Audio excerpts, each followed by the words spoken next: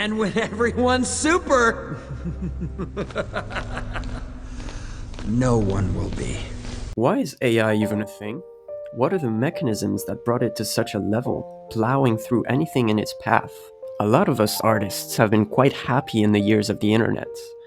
The most diligent of us saw their skills expand, and all of us have had that moment where we drew something, and we were like, was that me drawing that? It looks amazing. Some of us started to make money online. Some of us quit our day jobs for art.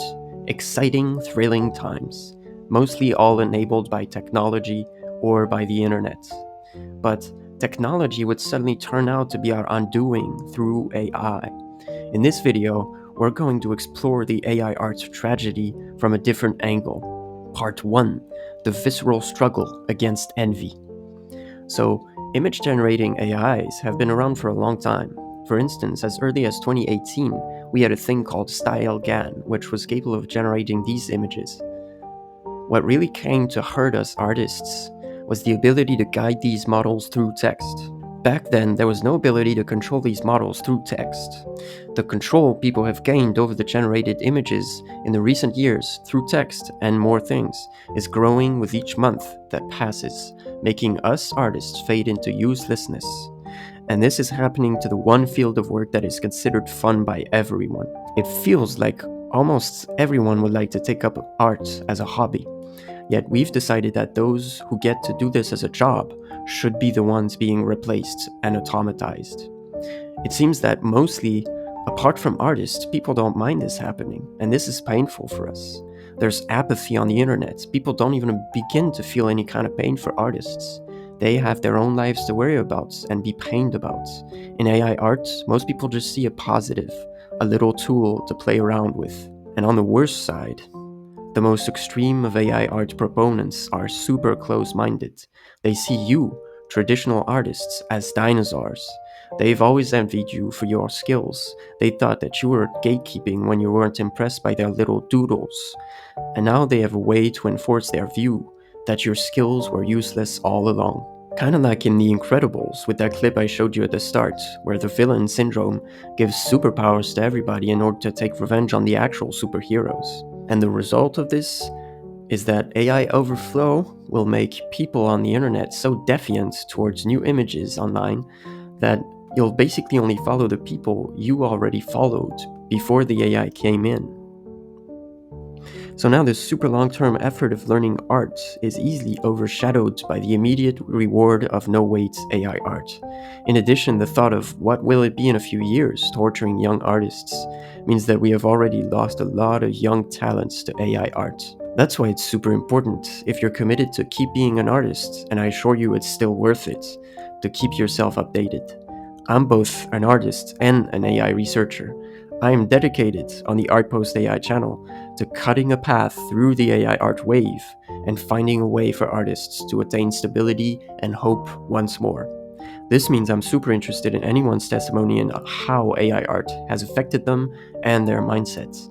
Whether or not you're an artist, I'd like to know what your view was on the practice of art and how it changed with the advent of AI art. If you're an artist who's been practicing for a few years, how do you feel about AI art?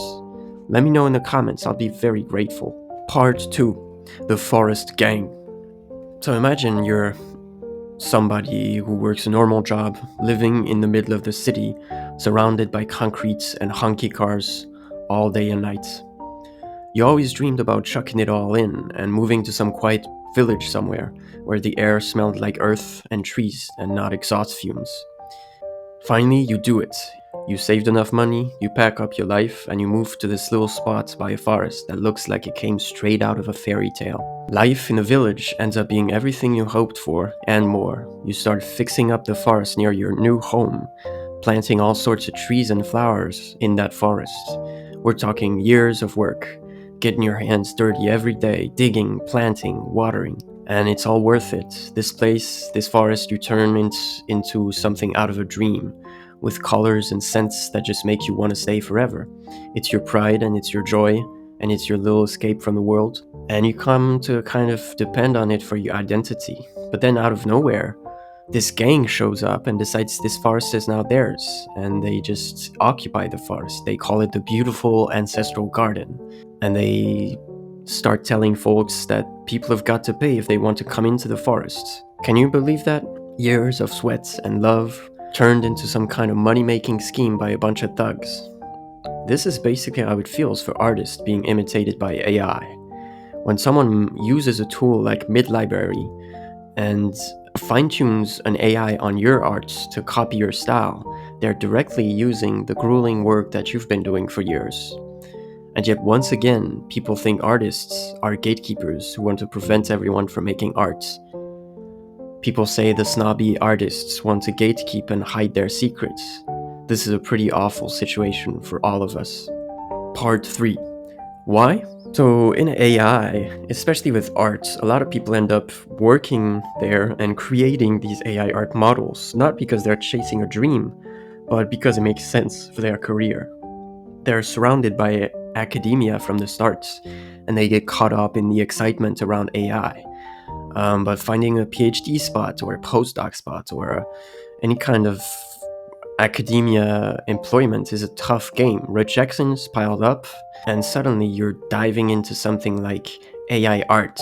It's not what you're passionate about, it's not what you wanted, but it's where you landed in academia. It's about making do, securing a job, and keeping a steady life. After settling into this field, the work becomes routine. It's not about passion, it's about getting those papers out and keeping the funding coming.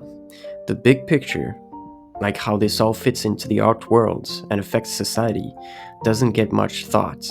There's just too much pressure to keep pushing forward to maintain stability. This situation nudges things along maybe faster than intended, especially in how AI meshes with art. It's not about wanting to shake things up on purpose, it's about keeping up the pace, making sure you're doing enough to stay relevant and support yourself. And that's how the technical innovations behind AI art come to be. The blind machine of science produces them inadvertently. AI researchers are human. They can't pay attention to everything. They do their jobs the best they can to support their families. In research, there's a sense of detachment from one's work. If you're too emotionally engaged, it's too hard to endure the endless trial and error and remain rational about it. So those who are the loudest AI art proponents are not the same people who come up with the AI art models. So let's end this with a conjecture about the future of AI. You can tell me in the comments if you agree, and if you don't, why, and what's your conjecture. So if you think about it, everyone's going to use AI eventually. It may end up kind of like search engines. Notice that search engines are massively used for basic information research, but they've never dislodged or replaced any kind of massive field of research. And at their best, search engines feed you information created by experts. Even then, you need the researchers to create the information. It'll be the same for us artists. Those of us who are researchers of art, constantly pushing further, engaging in fearless trial and error, and exploring boundless possibilities, will not be threatened by the AI. On the other hand, those who called themselves artists, but were really artisans, pumping out drawing after drawing in their own fixed style, well, the AI can learn that style now, so they're gonna be in trouble. Now, this is just a conjecture, but I'm convinced it contains a kernel of truth in terms of which kinds of artists will make through the AI wave. This is a quintessential art post-AI question. On this channel, my objective is to get closer to the truth as to what is the best reaction to AI as an artist. Since I am both an artist and work in an AI lab, I feel I'm in a perfect position to find out the truth on this matter. And this is a community effort. I've read and responded to every single comment on my channel, and a lot of progress towards figuring out AI is owed to you guys, the audience. So keep the comments coming and tell me what you thought of the video, any random thoughts that go through your heads.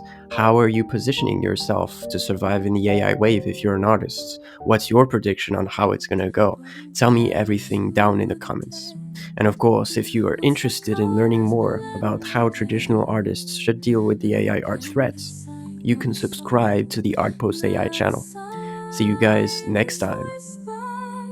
He's taken control. Farewell to the strokes, the shades,